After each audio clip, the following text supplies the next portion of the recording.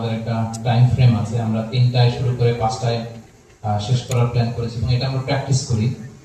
আমাদের সাথে বড় ভাই মহিউদ্দিন ভাইও অ্যাপ্রিশিয়েট করলেন যে না, একেবারে অন টাইমে শুরু হয়েছে। তো আমরা এই প্র্যাকটিসটা করার চেষ্টা করি। বাংলাদেশে খুব কমই হয় এই প্র্যাকটিসটা। আমার মনে হয় টাইমের ব্যাপারে আমরা যদি আরো কনসিয়াস থাকি, আরো সিরিয়াস হই, এটা আমাদের জন্য ভালো। তো আলহামদুলিল্লাহ আমরা চাইবো 5টায় শেষ করে দেওয়ার জন্য। এবং আপনারা ইতিমধ্যে শুনেছেন যে আজকে এই প্রোগ্রামে প্রধান অতিথির আসন অলঙ্কৃত করবার আগ্রহ পোষণ করেছিলেন গণপ্রজাতন্ত্রী বাংলাদেশ সরকারের ধর্ম বিষয়ক মন্ত্রী জনাব শাহ মোফাজ্জল হোসেন কায়কোবাদ সাহেব। তো ওনাকে আমি মক্কাতুল মুকাররমাতে ইনভাইট করেছিলাম গত 2 সপ্তাহ আগে। আমি উমরায় ছিলাম, মাননীয় মন্ত্রী মহোদয় উমরাতে ছিলেন। উনি আমাকে একটা লাঞ্চ প্রোগ্রামে ইনভাইট করেন। তো সেই সুযোগে আমি বললাম যে আমরা আপনাকে অতিথি হিসেবে পেতে চাই। উনি বললেন যে আমি খুব খুশি হব যদি আমি এই প্রোগ্রামে থাকতে পারি।